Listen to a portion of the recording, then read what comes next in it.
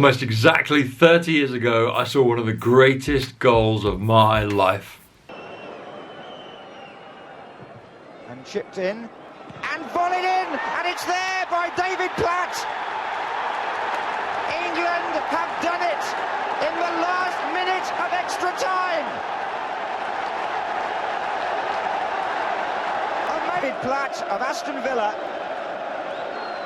turned, volleyed, and what a good finish. So good was that goal that I spent years trying to recreate it along with my friends. In fact, one morning before school we were doing this and we were trying to score the goal just like David Platt had. It was my turn to try and beat David Platt, and so I had some friends around me. I had a friend in goal, I had a friend who was crossing the ball in.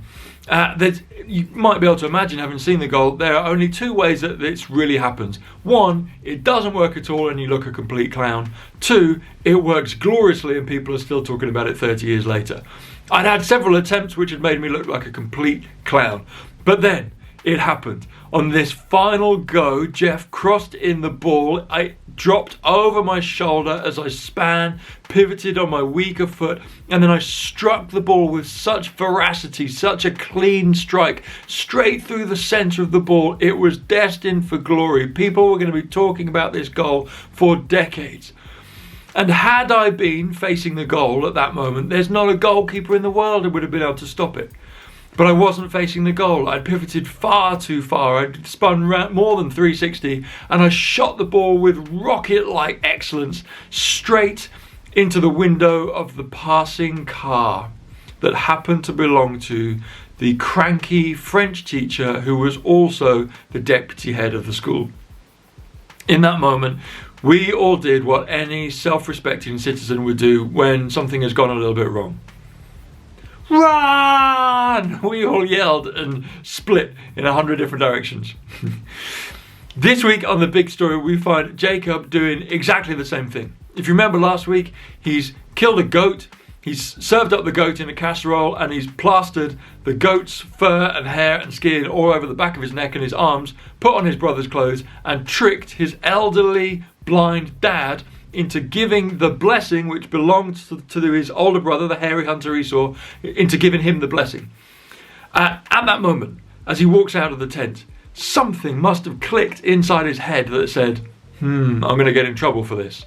Just in case that click doesn't happen in his head, Esau the hairy hunter comes into the tent, finds out what happened, and essentially says, I'm gonna kill him. So Jacob is worried. And his mum is worried, and Jacob is her favourite. He's a mummy's boy. So she says to him, look, you got to go. Esau's crazy. He's going to kill you. Run.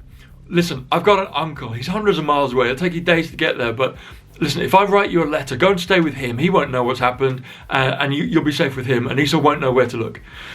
But what do I tell him, Mum? What do I tell him? I can't just say I've turned up because I've tricked my brother out of all the stuff and the blessing.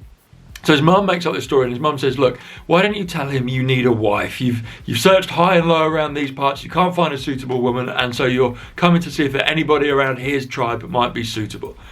And so Jacob does exactly that. He sets off quickly and he starts the long trek to his uncle Laban's house. Remember Laban, he's going to become important later on in the story. So, having travelled for a day, Jacob finds himself in the middle of nowhere and he needs to rest his weary head for the night. He has a look around, and because he hasn't managed to pack much, he doesn't have a pillow or a sleeping bag or anything, so he rests his head on a rock and goes to sleep. And as he's sleeping, he has this dream, this vision, where there is a staircase that appears to come from heaven, and angels are going up and down this staircase, and they're landing on earth just at the feet of Jacob. And he watches, he doesn't know what's going on, they're just going up and down the staircase and about their angel business. And then God appears to Jacob in a dream and he says to him, Jacob, I want you to remember the promise, the covenant that I made. I'm making it to you. I'm reminding you of it. I reminded your dad Isaac of it. I gave it to his dad Abraham. What I want you to remember is that I am going to bless the whole earth through you. It looks like this promise keeps coming up against an immovable object, but it won't, because my promises will never be broken.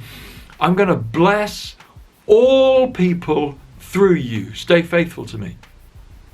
In the morning, Jacob wakes up and he just can't shake it. It wasn't just a dream, it was a vision, it was a holy moment. And he realizes that God had inhabited that space, and so he changes the name of that space and he builds a shrine and he says, I'll never forget this moment. So, what have we learned in this little portion of the story? Well, that God sometimes speaks to people like you and I in dreams. This isn't the last time that that's going to happen in our story.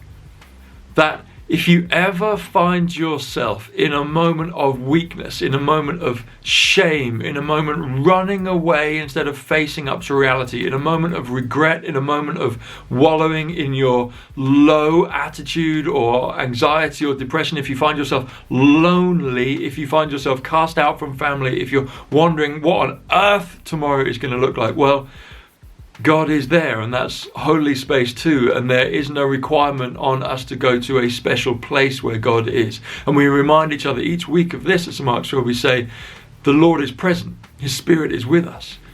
It's what Jacob learned on this moment, that even in the darkest moment, He's right there. And then this week, we're reminded of this, that the blessing of God, that the presence of God, that the love of God, that the grace of God is for all people, all nations, all tribes, all tongues, all colours. That was the very start of the story. That was in the original blessing. That's the whole point of being a character in the story of God. That's the whole point of being a Jesus follower and following the way of Christ.